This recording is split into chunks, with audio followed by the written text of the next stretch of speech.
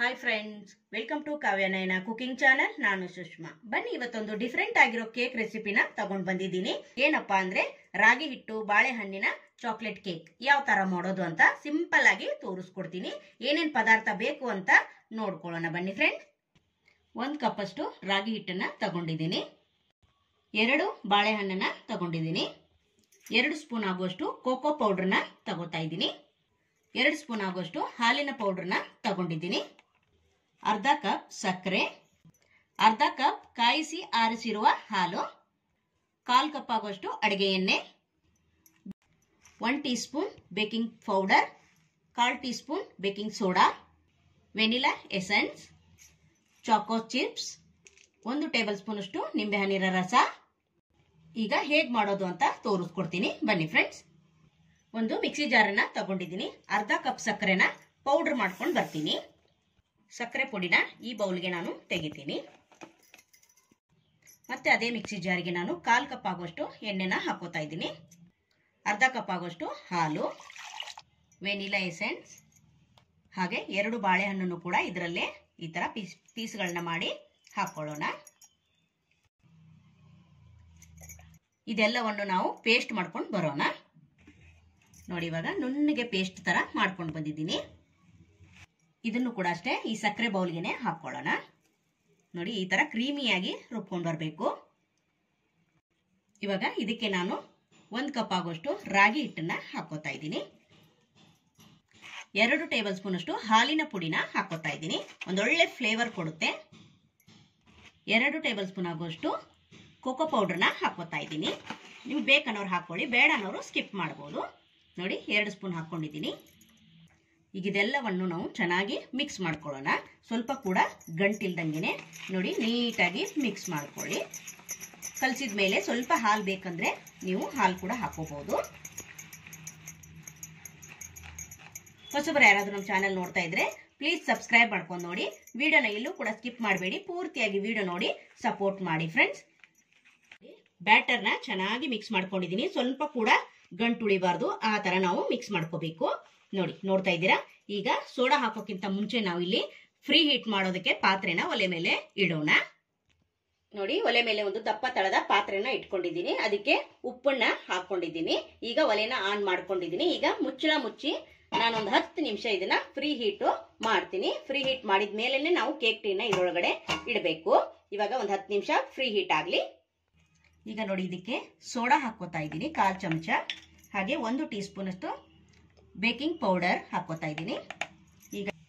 ಈಗ 1 ಸ್ಪೂನ್ ಆಗುವಷ್ಟು ನಿಂಬೆ ಹಣ್ಣಿನ ರಸನ ಹಾಕೊಳ್ಳೋಣ. ನಿಮ್ಮ ಹತ್ರ ವಿನೇಗರ್ ಇದ್ರೇನೆ ವಿನೇಗರ್ ಹಾಕೋಬಹುದು. ನೋಡಿ, 1 ಟೀ ಸ್ಪೂನ್ ಹಾಕೊಂಡಿದ್ದೀನಿ. ಇವಾಗ ಮತ್ತೆ ಚೆನ್ನಾಗಿ ಮಿಕ್ಸ್ ಮಾಡ್ಕೊಳ್ಳೋಣ. ಸೋಡಾ ಹಾಕಿದ್ಮೇಲೆ ಜಾಸ್ತಿ ಹೊತ್ತು ಹೊರಗಡೆ ಇರಬಾರ್ದು. ಮಿಕ್ಸ್ ಮಾಡಿದ ತಕ್ಷಣ ಕೇಕ್ ಟಿನ್ಗೆ ಹಾಕಿ ಬೇಯಿಸೋದಕ್ಕೆ ಇಡಬೇಕು.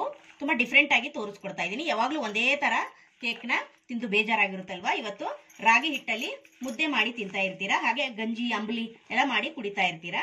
ಇವತ್ತು ಡಿಫ್ರೆಂಟ್ ಆಗಿ ರಾಗಿ ಹಿಟ್ಟನ್ನ ಬಳಸಿ ನಾನು ಕೇಕ್ನ ಯಾವ ತರ ಮಾಡೋದು ಅಂತ ತೋರಿಸ್ಕೊಡ್ತಾ ಇದ್ದೀನಿ.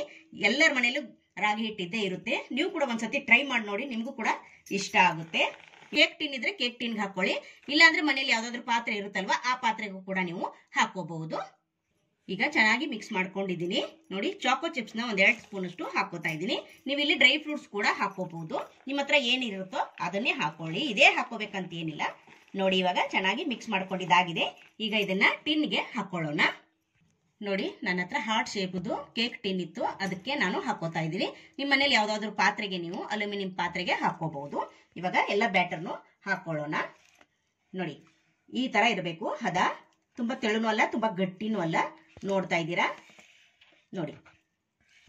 ನೋಡಿ, ಬ್ಯಾಟರ್ ಹಾಕಿದ್ಮೇಲೆ 1-2 ಸತಿ ಟ್ಯಾಪ್ ಮಾಡಬೇಕು. ಹಾಗೆ ಇಲ್ಲಿ ಮೇಲೆ ಕೂಡ ಸ್ವಲ್ಪ ಚಾಕೋ ಚಿಪ್ಸ್ ನ ಹಾಕೊಂತೀನಿ. ನೋಡಿ, ಇವಾಗ 10 ನಿಮಿಷ ಪ್ರೀ ಹೀಟ್ ಆಗಿದೆ. ಇವಾಗ ಕೇಕ್ ಟಿನ್ ನ ಇದ್ರೊಳಗಡೆ ಇಟ್ಕೊಳ್ಳೋಣ. ನಿಮ್ಮ ಹತ್ರ ಸ್ಟ್ಯಾಂಡ್ ಇದ್ರೆ ಸ್ಟ್ಯಾಂಡ್ ಕೂಡ ಹಾಕೋಬಹುದು. ನೋಡಿ, ಇವಾಗ ಇದನ್ನ ಮುಚ್ಚಳ ಮುಚ್ಚಿ ನಾನು 40 ರಿಂದ 45 ನಿಮಿಷವರೆಗೂ ಲೋ ಫ್ಲೇಮ್ ಅಲ್ಲೇನೆ ಬೇಯಿಸ್ಕೊಂತೀನಿ. 45 ನಿಮಿಷ ಆದ್ಮೇಲೆ ನಾನು ನಿಮಗೆ ಸಿಗ್ತೀನಿ. ನೋಡಿ, 45 ನಿಮಿಷ ಆಗಿದೆ. ಈಗ ಓಪನ್ ಮಾಡೋಣ.